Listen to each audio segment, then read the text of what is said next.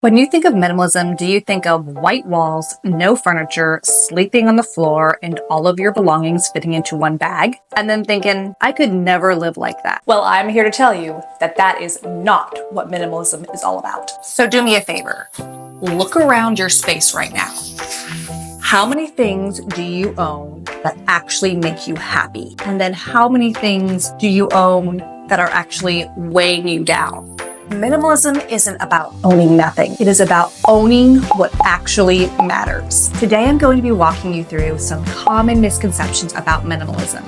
Then I'm going to tell you the truth about minimalism and how it can radically change your life, and then give you some steps on how you can start your minimalism journey. Let's talk about the common misconception. People often think that minimalism equates and equals owning absolutely nothing. But in reality, it's about intentionality and making space for what truly matters to you and your family. They believe it's only about the physical items. While minimalism often emphasizes reducing clutter, it also applies to our digital spaces, our commitments, and relationships. It's about simplifying all the aspects of our lives. They also think that minimalism is way too extreme. If you're minimalist, you're automatically an extremist. Some believe that it requires a drastic lifestyle change, such as living in a tiny little house and owning just a few possessions. However, it is personal and actually can be adapted to individual needs and lifestyle. Or they think that minimalism is just a trend and it's going to go away. It actually has its roots in various philosophies and practices that promote simplicity and mindfulness, and is a very sustainable lifestyle choice for many of us. I also have heard that they think it's only for young people, but that's just not true, because minimalism can be for people all ages wanting to simplify their life and live intentionally. And that minimalists only wear black. And the best one, my favorite one, is minimalism equals boredom. But in reality, it often breeds contentment, creativity, and even helps us focus on life experiences and deeper connections with those who we love. Now, by understanding these misconceptions, you can now enjoy minimalism as a flexible and personal journey towards a more meaningful life. And let me show you why it's perfect for busy, overwhelmed mamas. Minimalism isn't about depriving ourselves of our wants and needs. It is actually the opposite of that. It's about focusing on what truly matters to us and then getting rid of everything that takes our attention from those things. I also want to remind you that no two families' journey looks the same. Everyone's is completely different, and that can depend on their lifestyle, their beliefs, and their values. So don't get caught up in comparing yourself to anyone else. Everyone's journey is so unique to themselves. Now, I want to quickly share the amazing benefits that have radically changed my life. And I am not kidding when I say this. This is actually why I started this whole channel, because how much I'm a testament to this lifestyle. So let's dive right in. Minimalism gives you more space in your place. By decluttering your home, you can create a more inviting and opening space, making it easier to navigate and enjoy your environment. Another thing that I'm a testament to is you have much more clarity of mind. By reducing clutter, both mental and physical, minimalism will help you focus on what truly matters, leading to better decision making and productivity. The reduced stress is another huge factor. A simpler environment can lead to less stress. Fewer possessions means less to clean, less to maintain, and less to worry about. And what about more time with your family? Who doesn't want that? Focusing on experiences rather than material possessions will lead you to better relationships and stronger bonds with your family and friends. Also, your finances can get better because you're not spending as much money. Embracing minimalism often leads to more mindful spending habits, reducing unnecessary purchases, and consequently saving more money. And then you'll have some time for some personal growth. And maybe you can slip in some time for some hobbies if your children are getting a little older. And then, of course, one of my favorites is because less clutter, you have less time you have to be cleaning. And I have just found in my time as a minimalist or intentionalist, whatever you want to call it, is as my children got older and I've implemented these things, I have more time in general to do the things I love, like editing this video. So instead of my schedule bossing me around, telling me what I have to do and where I have to go, I am now the boss of my time. And you can be too. If you're new here, I'm Bethany, and here on YouTube, I love to inspire busy, overwhelmed working mamas to live very intentionally and slow down while I show them how to simplify their lives and home. And if you're not a busy, overwhelmed mama, you are still welcome here. Everyone can benefit from these topics. So let's define your why. What is your motivation for this lifestyle change? Do you want more time with your family and your children? Do you want a calmer environment? Maybe less overwhelm in your life? I don't know what you're going through, but I know for me, it was all the above. I remember working so hard and coming home stressed, feeling like I was constantly treading water. And for what? To come home and be too tired and stressed for my family? I had nothing left to give. I was running on empty.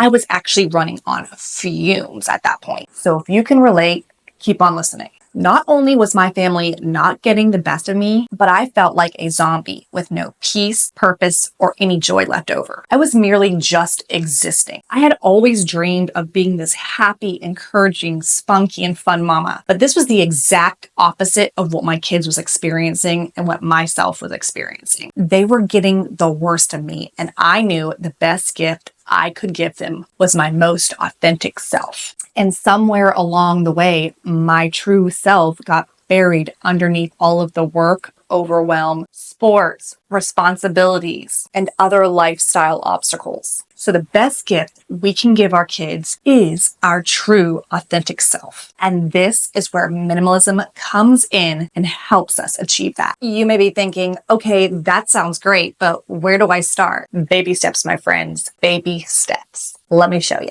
I know you're super busy because you're working and you have children. So what I did and what worked very, very well, start in a drawer, in a single drawer, maybe a kitchen drawer, maybe a bedroom drawer, whatever is the least overwhelming area to start. That's where you start. It can be different from person to person. Some people think the closet's easier. I found that extremely overwhelming. So I started in the kitchen. That was the best place for me because I saw progress in a place where I spent a lot of time, and that was such a confident booster and helped me stay really motivated to keep going. Or you can even start with your purse or the diaper bag. What helped me when I was going through room to room was the 4-box method. 1 to keep, 1 to donate, 1 for trash, and 1 for relocating things. This made it so easy and broke down very overwhelming tasks. I also use the KonMari method, but if you're just starting out, I would highly recommend just to start in the small spaces because you want to remember small spaces, small efforts every day add up over time. And that's where you're going to see real success. It's consistency over intensity. And here are some more additional tips to help you on your decluttering if you're new to this. If you don't have a lot of time, which is really probably most of us mothers' issues, is even when we try to create space in our lives, we have so much to do. So we have to really struggle to find our time. So if you just have 10 minutes in a day, set a timer for 10 minutes and just do what you can in 10 minutes. You can focus on one category at a time. You can go 10 minutes a day through the toys, or you can do 10 minutes a day on clothes, or 10 minutes a day in drawers, whatever suits your fancy. You could also try these 1-minute habits that I've been doing that have been super successful. I just made a video last week on it. You can check it out. I will link it in the description below if you want to watch it after this video. It'll give you some really great ideas. And just keeping your countertops clear, your surfaces clear, that is going to already help you so much. So if you want to just start there, keeping them clean, tidy, and very visually minimal, that is going to be a wonderful place to start. Just start by removing and eliminating everything that doesn't belong on the counters in those spaces. Also, nightly resets are amazing. Just fluffing pillows, putting things up, making everything looking more visually appealing for you. So when you get up in the morning, you're not feeling so overwhelmed.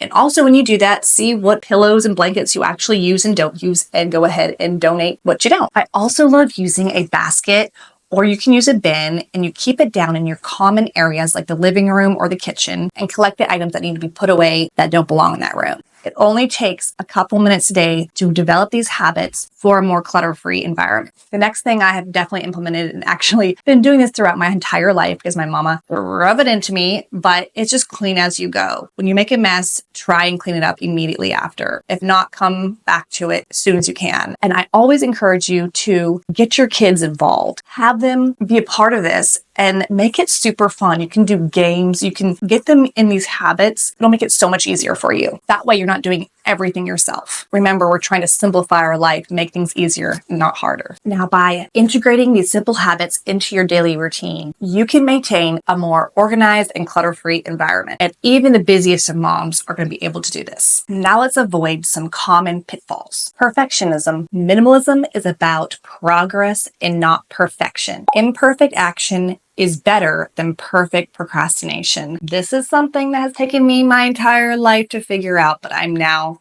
getting it. And this is going to save your life. Avoid starting with the sentimental items. Leave them for later. Leave them for way later. Start on trash, easy little things that are around your home that you just do not need. And if you're worried about your family resisting this lifestyle change, just focus on your own items first and the items that you can have control over, and your family will eventually learn by your example. If you're interested in a video about family minimalism, comment family minimalism below so I know if you want me to make a video about that. It's actually a very interesting topic I haven't really seen anyone cover yet, but I would love to share my own experience with this. And some bonus tips are to always keep a donation box handy in a common area where you can just put things in as you go. Use the one in and one out rule. If you're not familiar with that, it is whenever you buy something and bring something into your home, make sure something's going out. It doesn't have to be the same kind of item. It can be any item. But as long as you're not continuing to bring things into your home without bringing things out, you can actually have some progress. The secret is, there's no secret. It's consistency over intensity, progress over perfection, and fundamentals over facts. And it all starts with one small step at a time, y'all. So tell me in the comments, what is the first area you want to simplify in your home and why? I'll be reading and cheering you on.